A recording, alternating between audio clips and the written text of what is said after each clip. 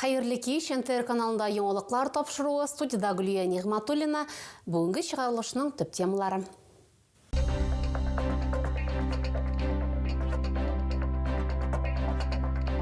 Дәвалану, тернәкләнү һәм яңа һөнәрләр үзләштерүгә ярдәм күрсәтү. Җиңү геройларның әйләнеп кайту проектын карау буенча күчмә утырыш узды. Яңа ел чыршыларын ташларга ашыкмагыз. Түбән Камада ылыс агачларын кабул итү пункты ачылды. Татарстанның 15 шәһәр һәм районыннан 200-дән артык сәләтле бала.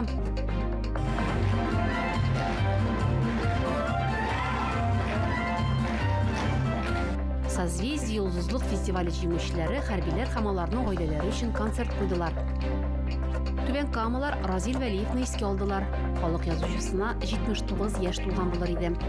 Түбән Каманың 60 еллык юбилеена багышлап, каләм тибрәтүчеләрне иҗади бәйгедә катнашырга чакыралар. Махсус хәрби операциядан кайткан хәрбиләрне социализацияләүгә комплекслы әзерләргә кирәк дип белдерде Айдар Метшин. Дәүләт Думасы депутаты катнашында җиңү геройларның әйләнеп кайту проектын карау буенча күчмә утырыш узды. Көн тәртибенә 3 сорау чыгарылды: медицина ярдәме күрсәтү, торак һәм эш белән тәэмин итү. Очрашуда катнашучылар әлеге юнәлешләр буенча фикер алыштылар. Тулырак алдагы минутларда. Евгений Королев исемендәге политехника клиенты Дәүләт Думасы депутаты Айдар Метшин тәкъдиме белән оештырылган киңәшмә очраклы рәвештә биредә узмый. Монда махсус хәрби операция ветераннарының һөнәри компетенцияләре үзәге эшләп килә. Планда алгы сызыктан кайткан егетләрне яңа һөнәргә өйрәтү, аларның квалификацияләрен күтәрү һәм эшкә урнаштыру.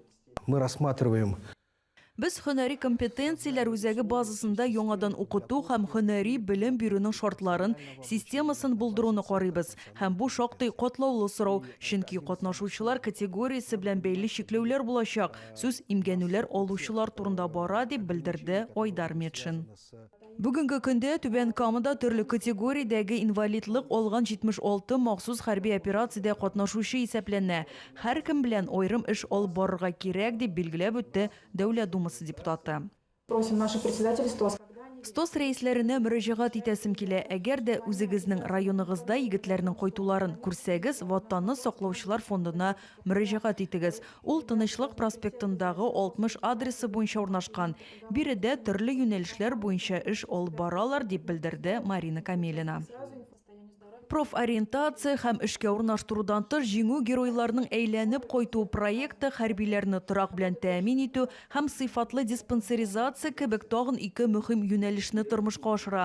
Киңәшмәдә Ватанны саклаучылар фонды, халыкны эш белән тәэмин итү үзәге, сугышчан туганлык шәһәр администрациясе һәм махсус хәрби операция ветераннары катнашты. Альбина Вәлиева, Светлана Шумкова, Александр Лихачев, НТР яңалыклары. Обилимпикс призерлары Рөстәм Миңнеханов белән очрашачак. Иртәгә узачак чарага чакырылучылар арасында физик мөмкинлекләре чикләнгәннәр һәм махсус хәрби операция ветераннары өчен ярышларда үзләрен сынатмаган Түбән Камалар да бар. 23 яшьлек Анна Есипова 2нче ел рәттән сәнәгать робототехникасы компетенциясендә Обилимпикс чемпионы була. Чемпионат хәрәкәтенә зур шәхси өлеш керткәне өчен Рөстәм Миңнеханов белән очрашуга әлеге компетенция буенча эксперт Данил Хәсән да чакырылган. Казанга махсус хәрби операция ветераны слесарьлык эше компетенциясендә җиңү яулаган Артур Барабанов та әзерләнә. Гомумән алганда Түбән Камадан Татарстан Республикасы рәисе белән очрашуга 30дан артык кеше барачак. Шул исәптән профессионаллар чемпионаты җиңүчеләре дә. Яңа ел чыршысын кая куярга, аны утилләштерергә тапшырырга кирәк дип белгечләр. Түбән Камалар урман гүзәлен Үсүбәләк урамындагы 1нче йорт адресы буенча урнашкан комплекслы төзекләндерү предприятиесенә эшкәртүгә тапшырыла.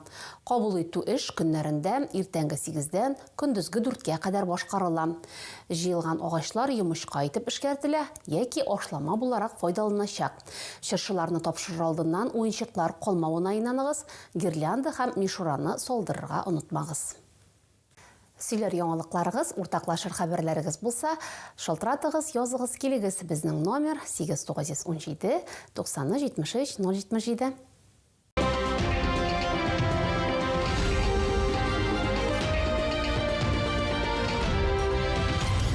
Раштуа бәйрәменә музыкаль бүләк, созвездие йолдызлык фестивале лауреатлары һәм җиңүчеләре, хәрбиләр һәм аларның аилә әгъзалары өчен зур концерт куйдылар. Җырлы биюле чара Камский Артек лагерында иҗади смена кысаларында узды. Анда Татарстанның 15 шәһәр һәм районыннан 200-дән артык сәләтле бала җыелды. Раз, и два, и три, и четыре, и раз, и два, и три, и четыре, и поворот. Сәхнә арты, лаборатория төркеме чыгыш ясарга әзерләнә. Яшь йолдызчыклар Мамадыштан килгәннәр. Бүген алар һәм башка коллективлар алдында җаваплы бурыч тора. Хәрбиләргә һәм аларның якыннары өчен Раштуа концерты кую. Бу батыр йөрәкле егетләребезгә күңел җылысын бүләк итү өчен менә дигән мөмкинлек диләр артистлар. Шундый концертлар кирәк. Хәзерге вакытта безнең СВО бара инде. И безнең кайбер балалар тарихны белмиләр. И бу җырлар, бу биюләр өчен алар безнең тарихны өйрәнәләр. Бу концерттан соң яңа мәгълүмат белән Мамадышка кайталар быел. Бәйрәм Камский Артек лагерында уза, биредә иҗади смена оештырыла. Анда Татарстанның 15 шәһәр һәм районыннан 200-дән артык сәләтле бала җыела. Барысы да созвездие йолдызлык фестивале җиңүчеләре һәм лауреатлары.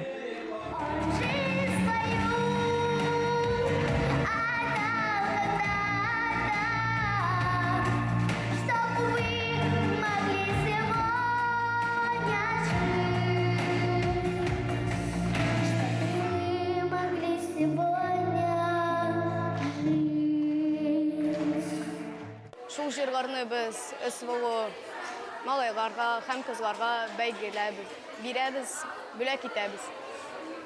Шунарга мин аларга әтергә телим. Игә яхшы гына йөреп килегез инде, канатымлар. Рәхмәт сезгә бик зур.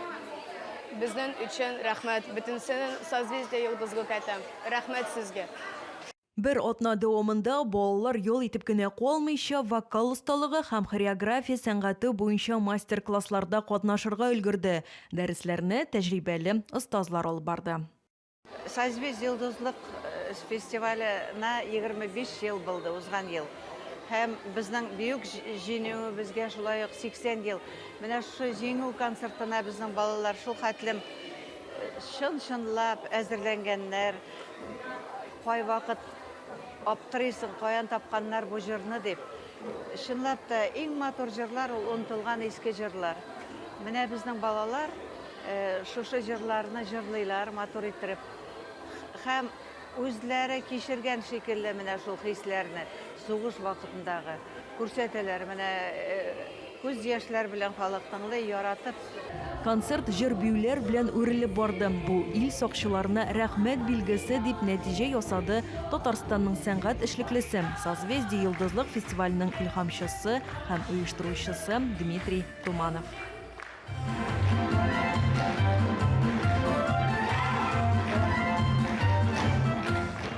Альбина Валиева, Максим Випин, НТР яңалыклары. Түбән Камалар Разил Вәлиевне искә алдылар. Быел Татарстанның җәмәгать һәм сәнгать эшлеклесе, халык язучысы, якташыбызга 79 яшь тулган булыр иде.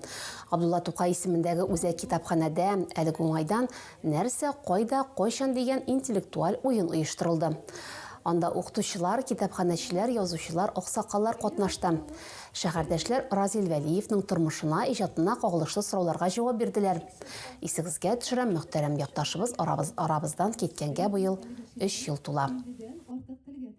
Түбән Камаларны шәһәр китап битләрендә дип исемләнгән муниципаль конкурста катнашырга чакыралар. Бәйге туган ягыбызның 60 еллык юбилеена багышлана.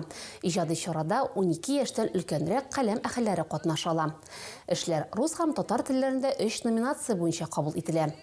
Сиңа яраткан шәһәр туган көнеңдә. Шәһәр симфониясе Түбән Кама хәтереңдә мәңге. Катнашу өчен гариза тутырырга кирәк, эшләр 15 апрельгә кадәр кабул ителә. Өстәмә мәгълүмат алу өчен телефон номеры 39 93 83. Әгәр сезгә яңалык ошаса, яисә күрми калсагыз, безнең тапшыру кич 11-дә һәм иртәнге сәгать 6-да кабатлап күрсәтелә. Чыгарылышлар ВКонтакте челтәрендәге Татарлайф аккаунтында да урнаштырылып бара. Шулай ук Макс төркемендәге рәсми аккаунтыбызга рәхим итегез, безнең белән бергә булыгыз. Бүгенгә менә шулар. Хәерле кичләр сезгә.